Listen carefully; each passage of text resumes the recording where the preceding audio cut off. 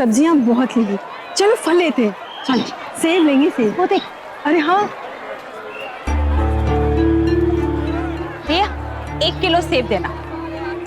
बड़े वाले देना। कितना हुआ? 100 रुपया। लो ये लो।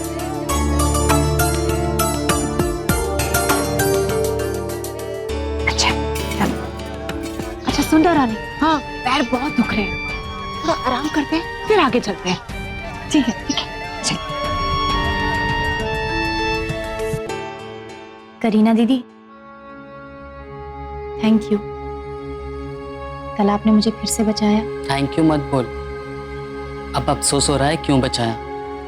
तूने ऐसे इंसान को फोन किया जिसे तेरी कोई फिक्र नहीं। उसे ले ही नहीं जाना था तो फोन पे ही मना कर देता, अपनी माँ को भेजने की क्या जरूरत थी।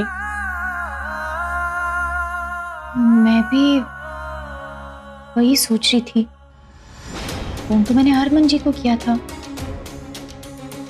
तो फिर हरमन जी ने मम्मी जी को क्यों भेजा होगा? तेरी बात क्या हुई थी बता मुझे। दीदी मैंने बहुत जल्दी जल्दी में बात की, उन्हें एड्रेस बताया और कहा कि मुझे यहाँ से ले जाइए, लेकिन सामने से मुझे कोई जवाब नहीं आया और फिर फोन कट गया और मैं फिर से फोन करती उससे पहले सब लोग मुझे वहाँ ढूंढते हुए आ गए।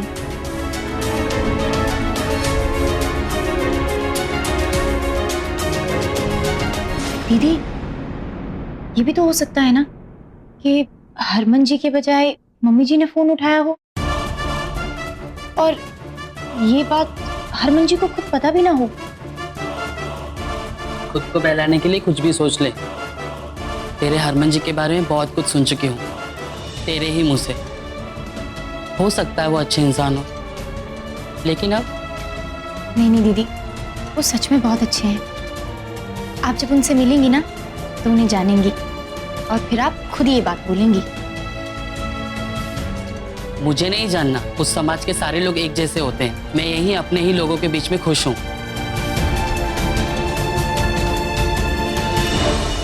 तुझे पता है रानी, मेरे बाप के पास ना बहुत पैसा है, बड़ी बड़ी गाड़ियां हैं उसके पास।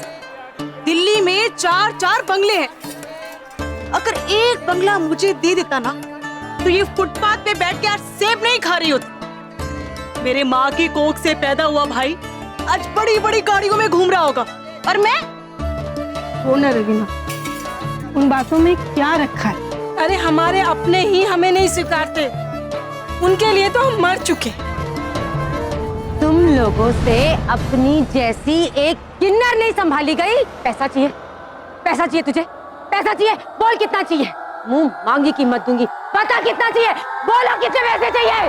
मुंह खोलो, मुंह पर मारूंगी तुम्हारे पैसे।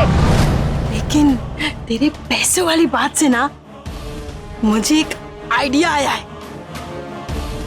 हम भी अमीर बन सकते हैं, हम भी ना अपने सारे शौक पूरे कर सकते हैं। क्या आइडिया आया तुझे? तराना की सास है ना, वो बहुत पैसे वाली है और जिस तरह वो तराना को सुना के गई है ना, इतना मैं पक्का कह सकती हूँ कि वो हटाना चाहती है उसको यहाँ से, ताकि उसका बेटा फिर ना आ जाए उसे लेने। हम ना उस औरत से हाथ मिला लेते हैं, हमारे सारे अनुमान पूरे हो जाएंगे और वो तराना को यहाँ से हटाने के लिए मोटी रकम देगी। पागल हो गया क्या? क्या बकरी है तू? और गुरु माँ? तू ना खाली गुरु माँ करेगी ना तो गरीबी बन के रह जाएगी। रानी बन। हाँ, सचमुच मेरी जैसी रानी नहीं, सचमुच की रानी बन, सचमुच की। पर तराना को हटाएंगे कहाँ? बैंकॉक।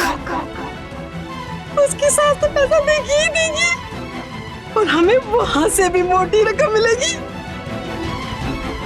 तराना को वहां भेजने का कोई पैसा क्यों देगा हमें? अरे भगवान, अरे वहां जाके वो सबका दिल बहलाएगी, लेकिन अलग तरीके से।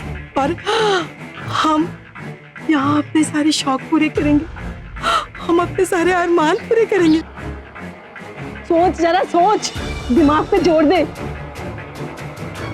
मतलब तराना की सास को मिलकर समझाना होगा। दीदी एक बात बताइए, उस दिन मेरी दीक्षा की रस्म के दिन आप लोगों ने मेरा मंगलसूत्र ये कहकर निकाला कि उस दुनिया के तौर तरीके रीति रिवाज यहाँ नहीं चलते। हाँ, नहीं चलते। तो फिर आप लोग ये सिंदूर क्यों लगाते हैं? उस समाज में ये सिंदूर सुहाग की निशानी है और आप लोग वहाँ के रीति रिवाज तो बिल्कुल भी नहीं मानते हैं। मुझे उस समाज का दो मुँहे लोग भी नहीं पसंद, लेकिन फिर भी उन्हें एक बेहतर समाज कहा जाता है। और हमें किन्नर अपने अधूरेपन की चीज जो है ना, वो कहीं ना कहीं बहुत तकलीफ देती है। इसलिए ये सिंदूर लगाकर खुद को एक वजह और एक वहम दे दिया है हमने। वहम कि कहीं ना कहीं हम उन जैसे हैं। उस समाज को हम कितना भी कोस लें, पर एक काश के साथ जीते हैं कि काश उसी समाज में पैदा होते, वहीं रहते। सब एक वहम है। इसलिए तू भी ना उन लोगों से कुछ उम्मीद मत रख।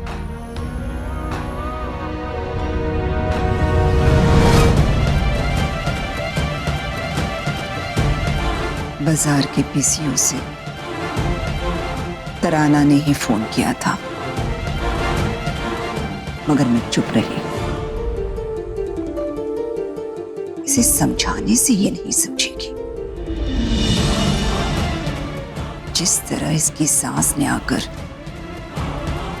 इसे सुनाया, ताना मारा, इसे इसकी असलियत समझना यही एक तरीका है।